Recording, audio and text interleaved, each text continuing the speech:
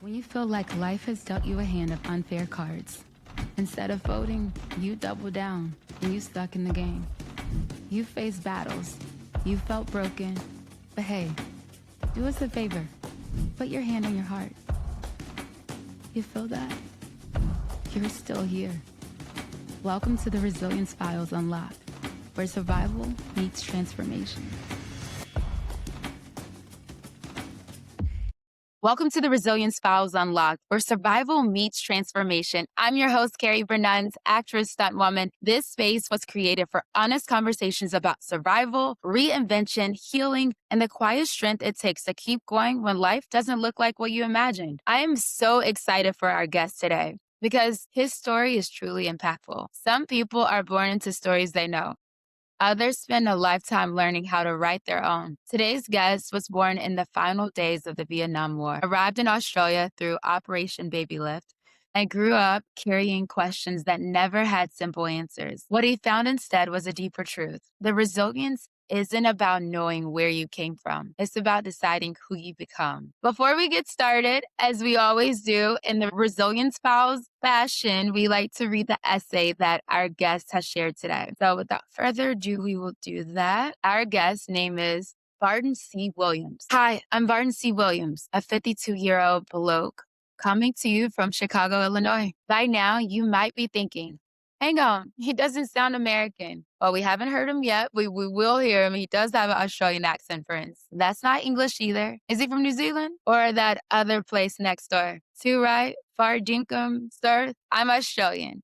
But my beginning was a little different from most Aussie kids. I was born in Vietnam in 1975 with the name Huynh Vang Gung in a loving family who gave me a colorful childhood filled with tough love, hard lessons, and yes, the kind of casual racism that Australia, like many places, has had to reckon with. I don't share that for pity. I share it because it built my resilience and my curiosity about identity and belonging. Growing up and even now, I was constantly asked, where are you from? What's your medical history? What are you? Those questions stayed with me for decades. Eventually, they became the seed for my children's book. But what are you? A story that helps kids understand what it feels like to look different, to feel different, and to discover what love, not appearance, is what truly defines a family. Writing that book helped me give meaning to questions that once made me feel small. One of the greatest gifts my adoption journey gave me was an understanding of physical and emotional resilience. At 8 years old, I was battling waves as a junior nipper, surf lifesaver on Australian beaches. Years later, the same kid would be ice swimming in Lake Michigan in the middle of winter wearing nothing but a pair of Speedos. Yes, still questioning my life choices. Somewhere along the way, I realized something important. When you train the body to handle discomfort, you train the mind to handle life. Today, I blend athletic challenges, education, and storytelling to help people reconnect with their bodies, strengthen their mental resilience, and build confidence in who they are. Whether I'm swimming through icy water, performing on screen, writing books, or speaking to young people, my mission is always the same: to help people discover that they are stronger, braver, and more capable than they think, both mind and body. Barton C. Williams, 2026. Wow, I have chills all over my body. Before we get started, we always like to ask people, how are you feeling today? How are you doing? I'm doing great. I look out the window here in Chicago and the sun is shining and it Yeah. looks warm. And that to me, having grown up in Australia, just feels awesome. It looks like a 35 degree or 100 degree Fahrenheit day as I look out the window.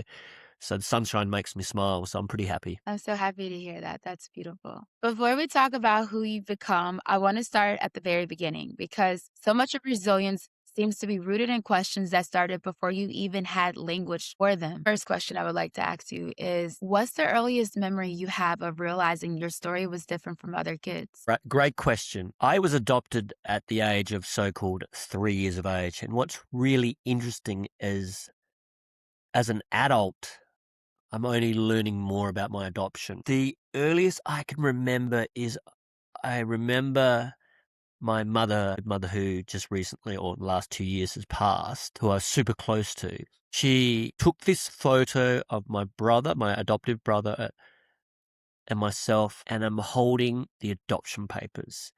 And I was at least 4 years of age. And I remember Mum giving me that photo when I was younger. I'm sure she didn't give it to me when like have Polaroids in the 70s, but I remember her handing it to me. So to answer that question, I'd have to say it'd be 4 or 5 years of age that I recall, hey, I'm standing next to my brother. Mum's taking a photo. This is pretty special. And this piece of paper says that I belong to their family. Did I process it maybe not correctly? Probably. That's probably the situation, is that I knew it was something to do with this family and that I belonged to that family. And I knew that I was different. I mean, my brother had brown hair, was quite tall compared to me. My parents were blue-eyed and brown hair, different shaped eyes, different colored skin. So, of course, from a young age, I would have to say maybe 4 or 5 as I recognized, hey, I was different to the rest of the family, but I belonged to them. Yeah, absolutely. Wow. When did you, so at that moment, is that when you kind of first was introduced to the notion of being adopted through Operation Babylift, or you just knew that they adopted you in some way? I knew because Mum was fanatical at collecting information. So she had a photo album with Yeah. newspaper clippings, which a lot of adoptee parents do now that I've found out and met other adoptees, is that I knew that there was a war and that and this is one of the challenges we'll get into is as an intercountry adoptee, is we're always told, oh, you're so lucky. You're so lucky. I just remember as a kid getting told, oh, you're so lucky. You're so lucky because you've been adopted to the Williams family. And I was very, very grateful. I've had one of the best childhoods I could ask for. I was Yeah. exposed to every sport. I went to a very good school. I lived an amazing lifestyle full of adventure and, from everything from motorbikes to water skiing to sailing boats to surfing I was exposed to an amazing childhood as a young Australian. But constantly it was this, you're so lucky, you're so lucky. And that's festered over time. And I guess why I was smiling, going, yes, I am lucky that I've got a motorbike. Yes, I am lucky. But I guess it's not until you get older that you sort of go, oh, hang on, there's a few unanswered questions here. So that was always festering in the back of my head that, hey, I fit in here, but I am different. Sort of like a round peg in a square hole growing up. Right. Wow, that makes a lot of sense, and I'm sure other people that have been adopted can understand that as well, and I appreciate you being vulnerable and honest with us about that process, and, I think people initially wanna say because the war is going on and this is happening and that, so many lives were unfortunately lost that you were lucky, but that is not the most appropriate thing to say, like, you if it was your role, what would you have it? Like, you would, Yeah. Good, you great, know? great question. I mean, yeah, I know Mum would say to me, "You're so lucky," and that you came from the war. And we'd look at the newspaper articles, and yes, I mean, I was very lucky to be out of Vietnam, to be part of Operation Babylift, and to realise that also I was very malnourished. And I've actually got a letter from the orphanage, which it really reinforces how lucky I was. Yeah. I'll just read you it if you don't I would mind. love to, Yeah. yeah. Could you please read it to us? That would be Sure. great. So this is from the orphanage, and it was passed on as background information for my adoptive parents, who raised me in Adelaide in South Australia. They were given this letter from the orphanage, and it says, Huynh Vang Gung. That's my Vietnamese name. Mother left 1 year ago and left little Gung with his uncle, who is a soldier. The uncle already has 8 children of his own to look after, and the child was left at St. Andrew's Orphanage 6 months ago, signing a paper saying that he is too, so my apologies because it's very hard to read the right handwriting, that he is Okay. too poor and his mother didn't come back for him, and asked for the little one to be released for adoption. Little Gung is 2 years old, has plenty of teeth, very insecure, needs a terrible lot of love, some good care and food, is always hungry. But apart from this, is quite normal. Picture, because there's a picture attached. Picture, not good because he was sleepy and tired, and he is obviously not well. And that's all it is. Not even signed by, we don't even know who wrote that letter. It's handwritten, and there's a little picture of me as a baby, and I'll certainly share that with you. But that is the original letter from the orphanage. So that's all the information my parents got, other than the adoption paper, which says my birth mother's name, and that is it. And we're assuming it's all legitimate. Unfortunately, as I have learned over the years, that not all the information and paperwork from Vietnam, as you can appreciate during a wartime, wasn't overly Yeah. accurate.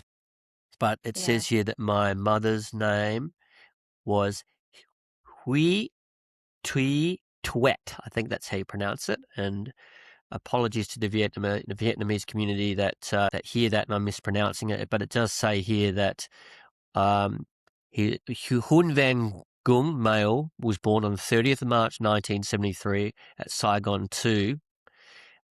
Unknown father, but mother, Mrs. Huynh T. Tuet. And that's all we have. And unfortunately, that's the only birth date we had. And then we look at other paperwork and we look at the documentation of the Operation Babylift, and then it doesn't have a birth date. So we still don't really know when my birth date was, even though that adoption paper shows that it said it was March 30th. The other paperwork contradicts that. So we've been celebrating March 30th, but I know for one fact that my mother many years ago said to me that they messed up my birth date and it was meant to be October, then they changed it back to March 30th. So we'll never really know, and that's kind of cool.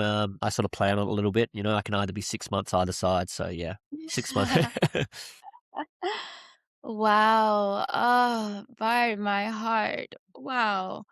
I'm so thankful you're here with us. I'm so thankful you're sharing your story with us. It just like brings me so many tears, and just to imagine like you're just one of many people that also have to experience this. But um I'm so grateful that your parents did save you and that the baby lift operation did take place. And just like you reading that letter of the 2-year-old young boy that was always hungry and a little shy and just needed a terrible lot of love. It fills my heart with happiness that you got to receive that love. Yeah. And also brings my heart with sadness that war creates places like this, and, it's just so many mixed feelings right now, but, I wanna go back to you and ask you, how did not knowing your birth date, parents, or medical history shape the way that you saw yourself, or how did your parents navigate that when they did receive you? Yeah, no, great question. And look, thank you. It's been a long journey in which the unknown is the best example I can give, Carrie, is that adoption or inter-country adoption to me, and by the way, this is just my viewpoint, and I'm not saying it's right or wrong, and it's only now as an adult that I'm meeting more adoptees, but inter-country adoption, particularly from Operation Babylift back in 1975, to me, as Barton Gung Williams, is like a bruise. It's like a bruise that we get that you see it for a day, and people go, oh, you bumped yourself. And there's a bit of, oh, yeah, a bit of sympathy. And then the bruising goes, it fades away, but it still hurts. And that's the best analogy I can give with adoption, is that most of the time that bruise is not there, but every now and then I bump it. And that's what adoption has been like for me growing up, and is still like it for me as an adult. It's that constant reminder of the what if. Mm. Where are they? Why? That's constantly, and as an adult, it actually perpetuates even more, because we start questioning why. Why did mum feel that she just couldn't look after me? Why did she? I mean, obviously she gave me to my uncle, and the uncle was strong enough to say, hey, I've got 8 children already. I can't look after a 9th, and drop me off to the orphanage. So the questions of why really play in your head. And as a young child, I was just trying to fit in. And I think for so long, I just wanted to be like my family and like the majority of the kids that I grew up with at school. I grew up, in the 1970s in a very nice area of Adelaide, which is very white middle class. And I Mhm. was the token Asian. I think there was 2 other Asian children in the school, but I had white Anglo-Saxon parents, and kids kids are kids, they're curious. And I Yeah, would constantly get, I mean, I think the ones that hurt the most were the ones that the kids that didn't know me from other schools. When when you go to sport or you go to events where there's other schools, the kids in the school generally got to know me pretty well, and it wasn't too bad. Occasionally I'd get a bit of subliminal racism, that's life. I'm not saying yeah, it's right, but the stuff that really hurt that I remember I've had to really change my viewpoint and everything, and how I fit in was the ching chong. I would get that all the time, and then as I got to high school, be like, I'm going to take on Barton because he's ching chong Jackie Chan, Bruce Lee. It was the martial arts, and yeah, that really ate at me over time because, and it still eats at me a little bit as an adult, particularly because I went into the performing arts and into film and the stunt work like yourself. yeah.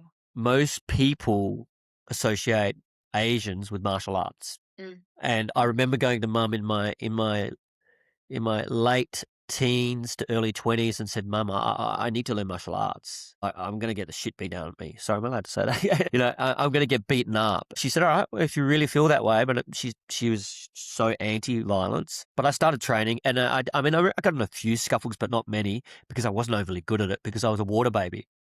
I was Yeah. always exposed to water sports, and from 8 years of age, I was absolutely blown away with water and swimming, and that saved me, I guess you would say. Is that so? You're obviously a stage combat fighter. Yeah, yeah, cool. Growing up, I remember distinctly, kids would try to take me on physically and fight me, like, come on, martial arts, you're the Jackie Chan, the Bruce Lee, but I was not a good fighter. So I remember going to mum and as I got older and wanting to learn, but I didn't pick it up naturally like I did with water sports. And that's because from a young age, from 8 years of age, I was a life-saving nipper, where my parents were very much into water sports, being, in Australia, we live very close to water. So my parents saw it as very important that I'd learn to swim and be into water sports. So that sort of saved me, even though I felt, I don't like using the word substandard. I felt like I'd failed that,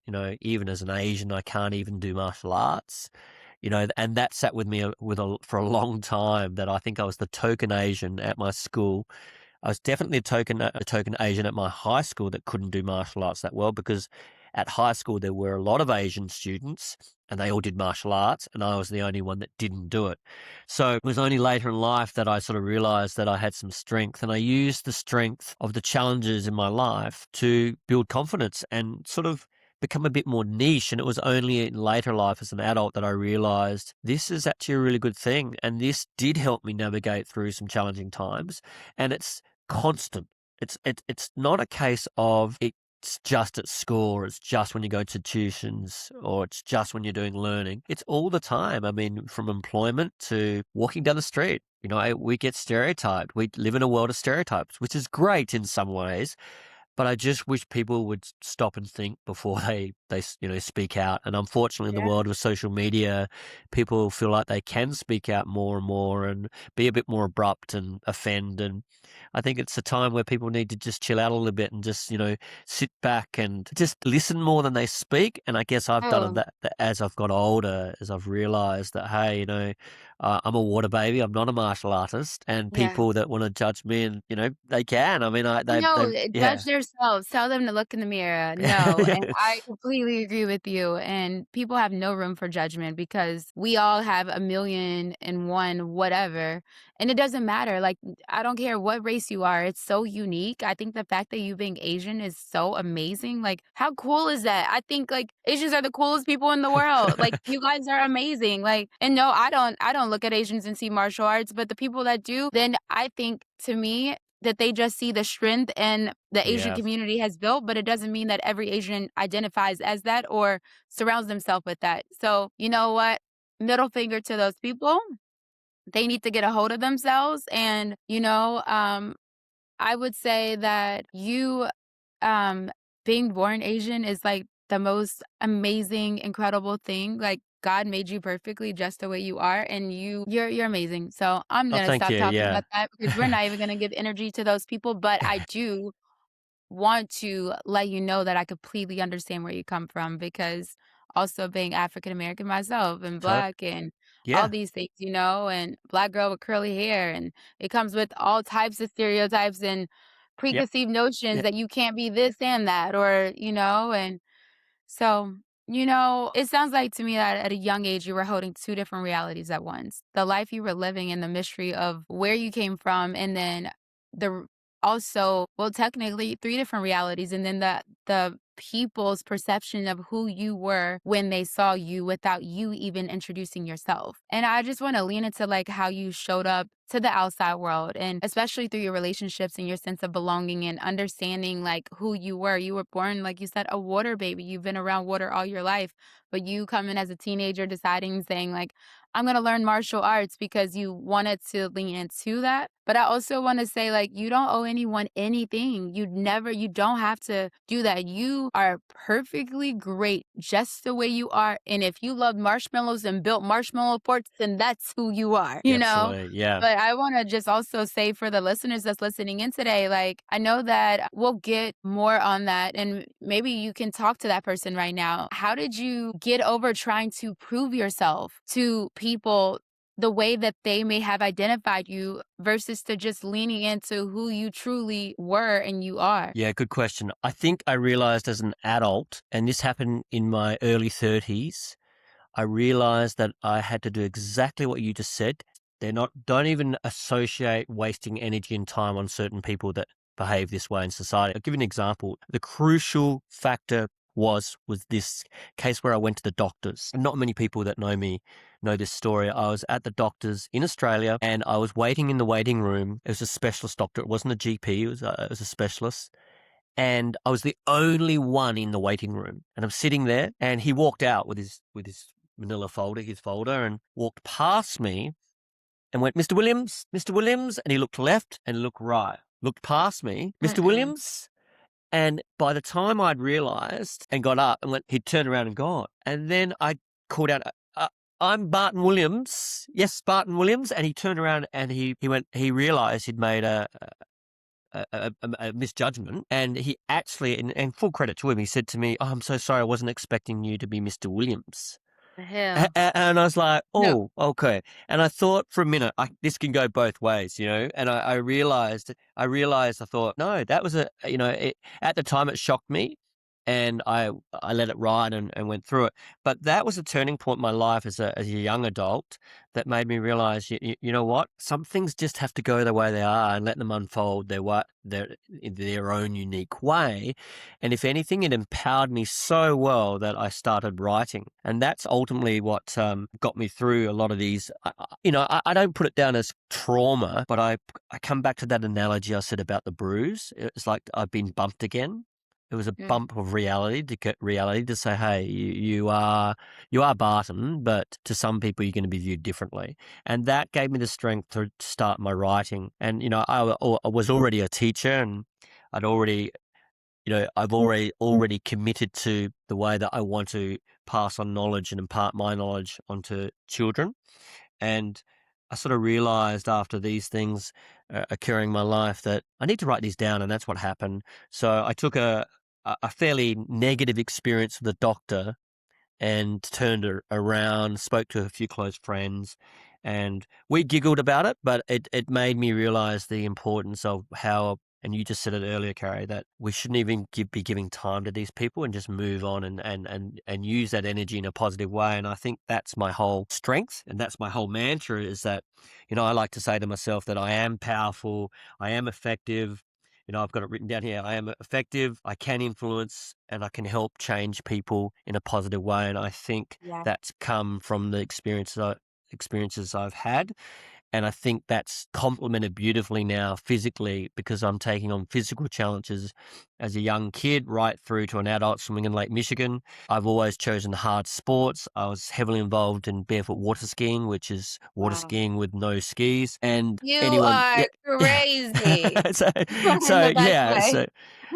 and I think I've taken, the challenges physically and emotionally and combined them Yeah. and used them in a positive way. So that's Right, what I'm wow. about. That's so impressive. Wow, when belonging feels unstable on the inside, a lot of people I feel like turn to something solid to hold on to, but for you, it seems like not only did you take to writing, but your body became that anchor for you. And now you talk about water skiing with bare feet. Oh my goodness. Like I love to talk about that physical challenge of becoming of how that became a part of your language of survival, part of your way to fully love yourself, a way of you saying like, I'm gonna fully be Bart and this is what Bart is. So like, can we go to that? I Sure. wanna talk Yeah, about like I know you mentioned a lot of things about like your body being kind of like a teacher for you, like a bridge. definitely. And you've done a lot. You were a junior surf lifesaver, right, at Yep. 8? 8. Yep. And then ice swimming in Lake Michigan, and then skiing bare feet. What drew you to these extreme physical environments? Like, what Yeah. was that, like, big transition as that, "This is what I wanna do"? Yeah, I think one of the things that I've learnt over time is to follow your gut instincts, Mhm. and I was very lucky that I was given the exposure to water skiing from a young age. Sure, I was swimming in the ocean at 8 years of age, getting dumped by waves as a junior lifesaver, and I remember crying and being scared, and Mum would just say, "You're going to be all right. We're here to support you." Rah rah rah. Mum was amazing. Mum was my rock. But at the Yeah. same time, I was learning to water ski as well. And that was Dad's side. He was tough love. He's a baby boomer, so it was tough love with Dad. And he would say, "Come on, get on the rope, hang on to the ski rope," and away I'd go and try to ski. And I remember just getting smashed and smashed. And the key, I guess, to any physical challenge is the support network you've got with you. And it's that immersion rule. I always say, if you hang around 5 people that do something great, you'll become the sixth great person, and particularly when it comes to physical activity as well, is that we do need support. And I was lucky I had my family and friends, and I got into water skiing, and then I obviously saw someone barefoot water ski, and then I said, "Dad, I want to do that." And he said, "Well, we're going to have to learn the right way." That's how it was bred. I was born I guess with that urge to, all right, I want to do that. And then I met the right people and I learned, but it was hard. I took a lot of injuries and hard falls, and I stuck at it. And then as a young adult, I got into it heavily, and it became a competitive sport. And I was lucky enough eventually in 2001 to make the Australian Open squad in barefoot water skiing. And we went to Yes! Florida, and, Wow! I've been very lucky to to be involved at the competition level of a sport that is generally considered pretty tough. Barefoot water skiing used to be considered a daredevil act, that Yes. someone, yeah, and now it's an actual Talk about sport. tough. I mean, Yeah. I love water, but I don't know. Yeah, no. You can have that all day, every day. Thank you. It's a good rush, and I think that's the other thing. I have a very simple saying that nothing easy is great, and nothing great is easy, and I've sort of installed that in my brain. And I've been questioned on that a few times, but it's a general rule for me. Anything that's worth putting effort into, it returns great things. I love that. Wow. What happens in your mind when you enter this freezing water? Like, what do you say to yourself? Yeah, and I guess that's where the next stage of my life and physical challenges. I mean, I still water ski, but I don't compete competitively in barefoot water skiing. But later in life, I got into cold water swimming, particularly during lockdown in 2020. I was living in London, and I was very Mm, fortunate. Again, I talk about the support network, and it's so important that everyone has a great support network. And in lockdown, I was exposed to cold water swimming in England, in the River Thames and various rivers and lakes around England. And mhm. again, the crew I was swimming with were saying, "Barton, you're being a bit weak." I'd complain that I was cold and not carrying enough fat, and they'd say, "No, just toughen up and you'll learn how to breathe properly and you'll be fine." And then 3 years later, I managed to get down to colder and colder water. And then what are we now? It's now 2026. In the last 2 years, I've really taken it up here in Michigan, Lake Michigan in Chicago. And the challenge is it's all about breathing. You've probably heard of Wim Hof, the ice plunges and ice baths and ice showers. Cold water lake swimming is a next level again, is because you actually are swimming. You've got to get your breath controlled. You have to think about how long you've been exposed to the cold water, let alone the cold air, which is colder than the water when you get out.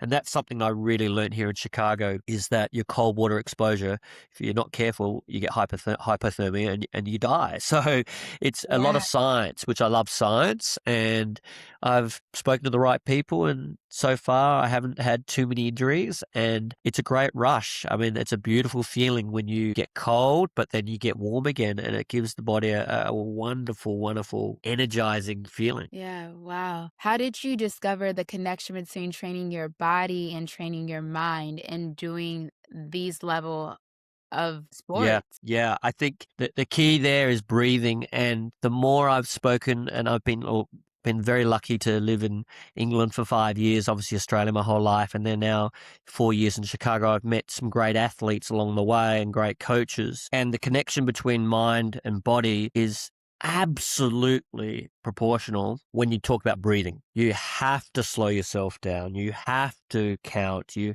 have to calm yourself. And the challenge with ice swimming and cold water exposure is that you don't want your heart rate to go too low, because what naturally happens physiologically is when hypothermia kicks in, is your heart rate does slow down, and you don't want it to slow down too much. So it's Mhm. a real balance, and it's a real mind game that, hey, I've got to calm myself down and breathe properly with a Mhm. set breathing pattern to get my heart rate to go down enough, but not too much once I get in the cold water. So it's it's a fine balance, and I think that's what I love about the challenge. It's not just a physical challenge; it's the fact that I have to really think. I have to think about my breathing. I have to be looking at my watch, and I've got these fancy goggles called form goggles that read the time in my goggles. I can see my heart rate in my goggles. I can see how long I'm being exposed to the cold water. So I've got the right technology as well. So it's about having the right equipment, but that allows me obviously to make sure that I'm connected mentally and physiologically. I can see that my heart rate is not going too low or too high. Mm.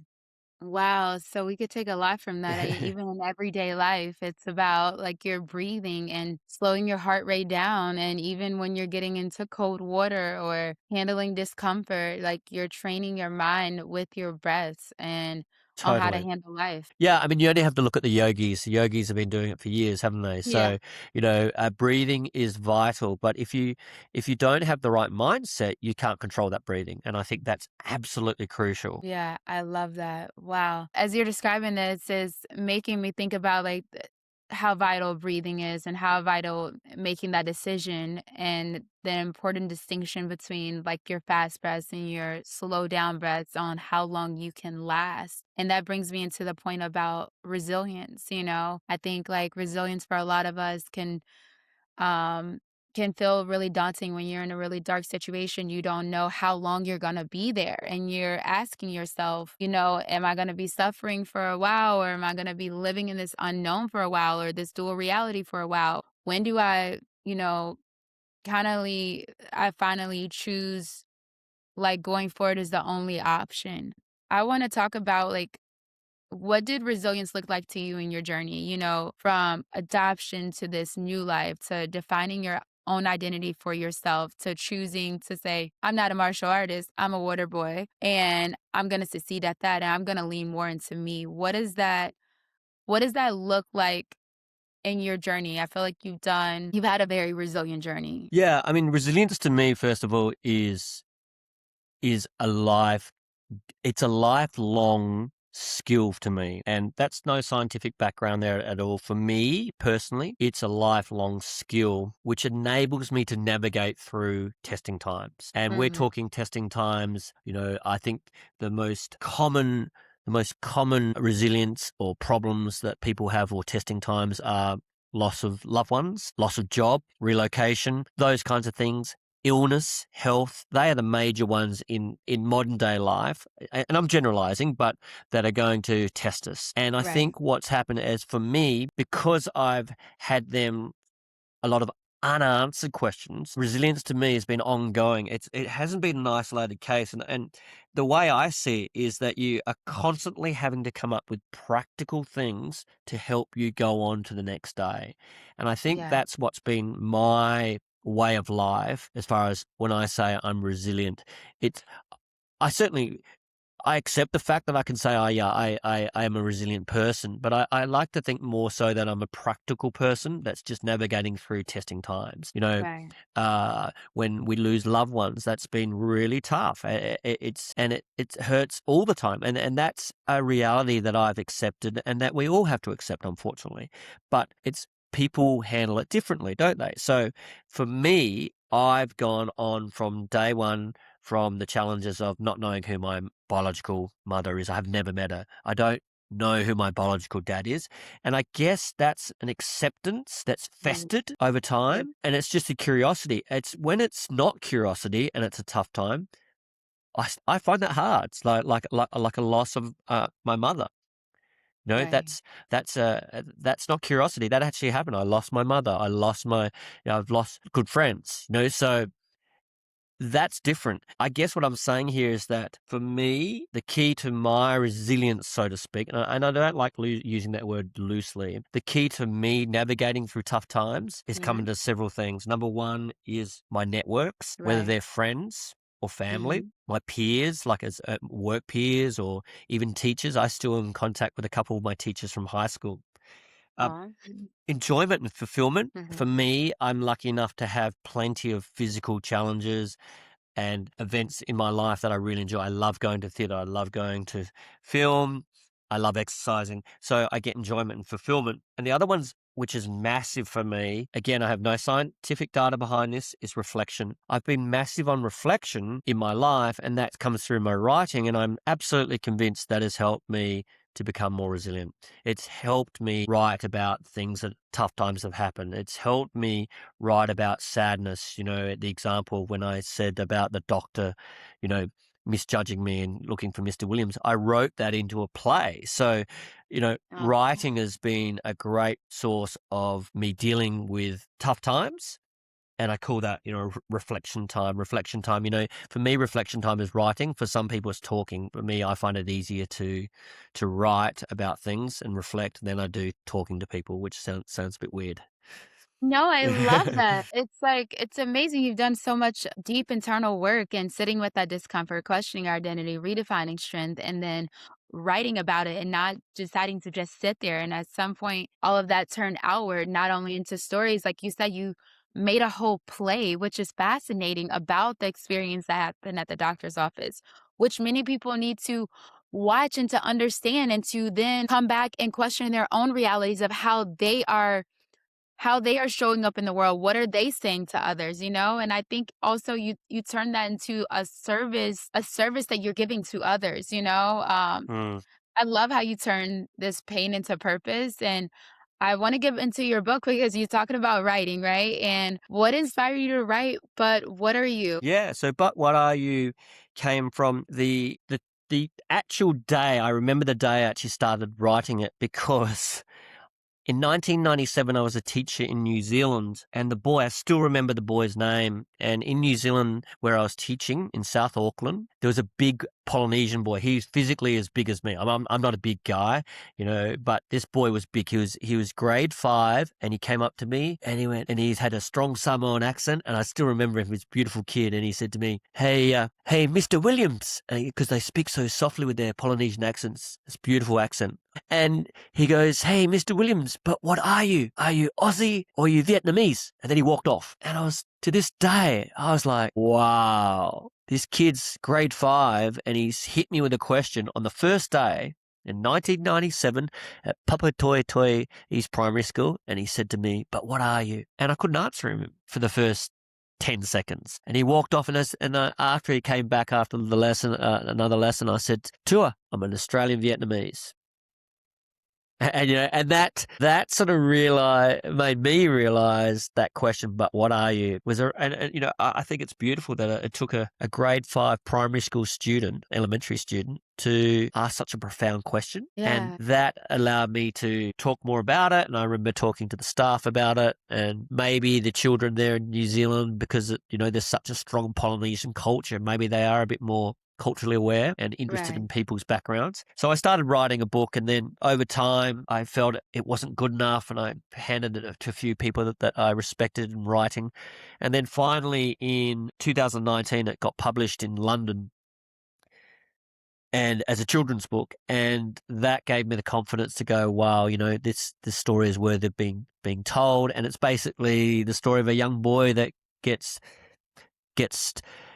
told all the time, but what are you? Because he grew up in Australia. He was sent to Australia in a cardboard box. So it's basically about a boy that was adopted from Vietnam and sent to Australia in a cardboard box. It's obviously autobiographical and deals with people saying, but what are you? But at the end of the day, the premise of the book shows that it doesn't matter where you're from. It's what's in your heart, and it's what you love, and what people, more importantly, people love you. And that's the whole message, is that your love and network is more important than people going around saying, but what are you? And you can't answer it. So that was in 2019 as a children's book. And I loved going around to schools in England and sharing that story with people, because England is such a melting pot of cultures, as we know. And then in 2024, I'd written an adult play version of the book. I modified it to a play, and it was performed. Amazing. Yeah, it was performed at the Edinburgh Fringe in Scotland in 2025. My apologies, 2020. Yep. So the adult play was then mounted in Scotland in 2024 at the Edinburgh Fringe for a month. And then in 2025, a slightly different version, an Australian version of the play was written, and that was performed in 2025 last year, and that was called Fragile Handle with Care. And the first one in Scotland was called Precious Cargo. And then hopefully in 2026, we might be getting an American version of the same story. Yeah. And that's going to be called But What Are You? And that will be based off the original book done in 2019. So fingers crossed that we've got some people interested in mounting that production this year in America, and that would complete the trifecta, going from Scotland to Australia and finishing in America this year. So who knows? Wow. Who knows? I think it's going to happen. Okay. Yeah. Wow, that's impressive. What I Thank you. find what I find most powerful is that you're modeling a version of strength that includes tenderness and curiosity and emotional honesty, and you're giving it to those that need it most. And it's our children. They're the most vulnerable.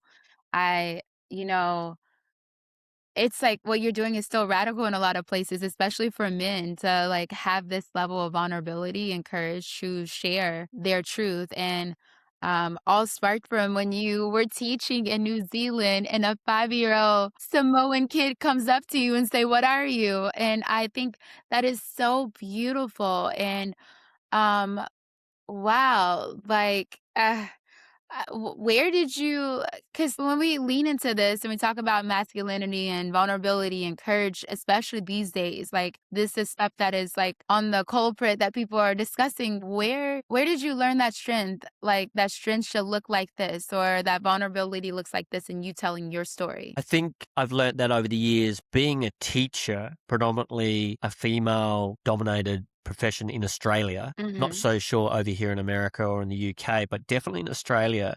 When I was going through university in the 90s, it was predominantly females. So as a male, I was always a minority as far as speaking up.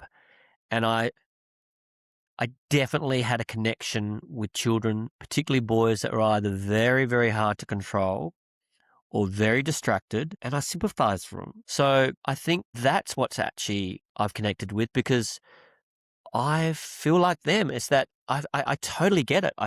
And I think I mentioned earlier that whole square peg round hole feeling that I've never really fitted in. So I feel like if I can impart that on just one student in a classroom of 30, then I'm doing my job. And I think that's always sat in the back of my head right through university as a training teacher.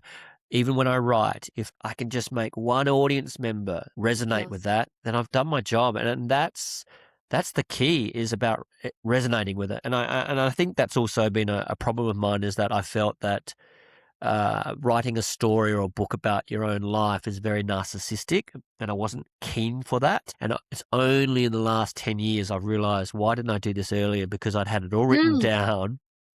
And then people said to me, no, the story's bigger than you. It's not, you've got to share your personal side of it to actually get people to understand how big this topic is, and that we do need to be talking about it, and we do need particularly boys, to be talking about their insecurities, Yes. their feeling of being a round peg in a square hole. And I love what you said earlier, Carrie, is that it doesn't matter what ethnicity or race you are, we all have to acknowledge this stuff. We all have to speak up and make sure things are being done right, which is ironic in light of everything that's happening, in America. So, and that's Yeah. why it's so important. And that's why I will continue to keep doing what I'm doing. I love that. I love that so much, and I'm so proud of your courage to Thank you. speak up, and it's so interesting you said, like, you were feeling like it would be narcissistic sharing your own story, but your own story is also so unique, and there's so many people that were in the same position as you, and then, like, who did you look to, and where did you find a book that looked like that? And when those books don't exist or they're very few far in between, that's your sign, your key sign that someone needs to hear this so then you can help them push through it sooner or faster. And so often I feel like people are so afraid to share their story because of the feeling of being judged by their story or the feeling of feeling like it's all about me. No, if you take the viewpoint of off of you and say, who is my audience that I want to help get this to, motivate, tell them to keep going, tell them that their identity matters. That's where the truth lies. That's where the Totally. beauty Yeah. lies. That's where your story lies. It doesn't live within us. It's not about us. It's about others. And I think like you were not selfish, you were selfless and Yeah. Thanks. deciding to Yeah, put you're this right. book out there. So thank you for doing that. No, thank you. Yeah, no, you're spot on, and I think that comes with maturity too. So maybe I was lacking a Yeah. bit of maturity to realize that. But Yeah. yeah, It does come with time. We could be honest, like, now, like, yeah, you go through different seasons of life, and you're right, you do see things a different way, and then once you like, I just crossed over 30, I'm like, "God, my birthday's tomorrow, actually," but, um oh, happy yeah, birthday for thank you. tomorrow. Thank you, and I'm just like, it's so interesting because 'cause I'm like, "Wow, I am a different person than when I was 21." I'm like, "Okay." But no, you're right, it does come with maturity, but, I mean, someone's out here listening to us right now, and they're being inspired by this conversation and by your journey, and I would like to ask you something because sometimes it just does feel overwhelming, where to begin, and I wanna ground people with something practical where they Yeah, can take away, and I think you've left us already with a lot of that, but when a person's feeling really disconnected with their body, and not fully knowing their identity or, redefining their identity for themselves, what's one small place that you feel like that they can start? really good question. I I personally would be starting with reflection. Mm, And for me, that would involve pen and paper. I'm old school because I'm of that generation. I'm sure some people would maybe use their iPhone or a voice recorder or they type, but for me, personal reflection, it would just start with personal reflection. And it could be as simple as happy place, find a happy place and be in that happy place. But to do that, you need to better write down where your happy place is or you just right. go to it. So for me, I hear everyone use this loosely so much lately is the whole write a gratitude diary. Yeah, I get it. I understand that. But if you just write that routinely, I think it loses I don't know. I just feel for me, especially, I'm grateful for this. It becomes not monotonous. It becomes lacking true depth for me. So I just think just write or be in a happy place. And for some people, it's yoga. I think yoga is amazing. I love yoga,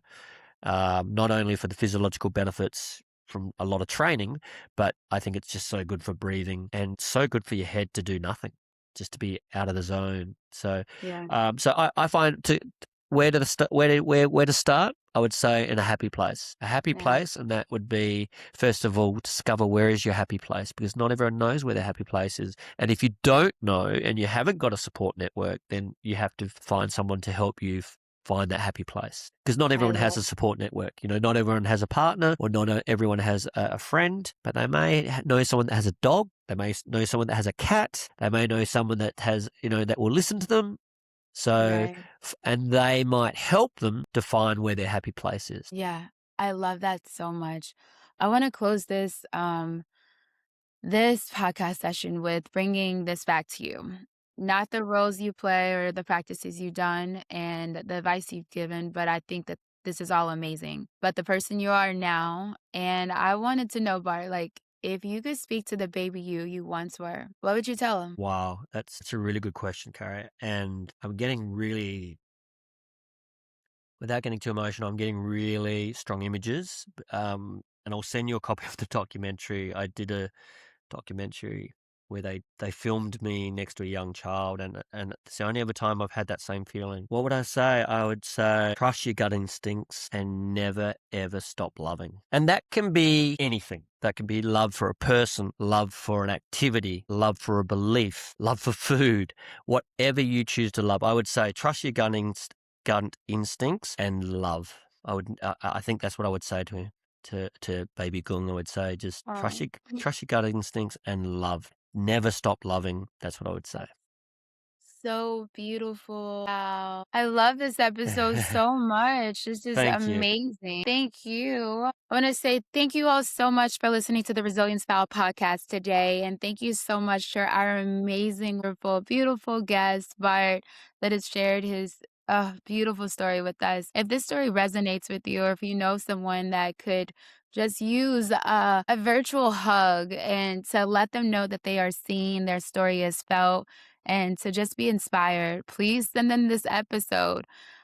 We would love for you to keep up with Bart and all of his incredible work. So as he tours around with his plays and he competes in water sports and does incredible things, Bart, how can we stay in contact with you? Yeah, sure. They can check me out on Instagram, which is Barton C Williams, or they can visit my website, which is bartoncwilliams.com. Perfect. And we're going to include those in the show notes below. So if you are listening to us wherever you get podcasts, look at those notes, follow Bart, check it out.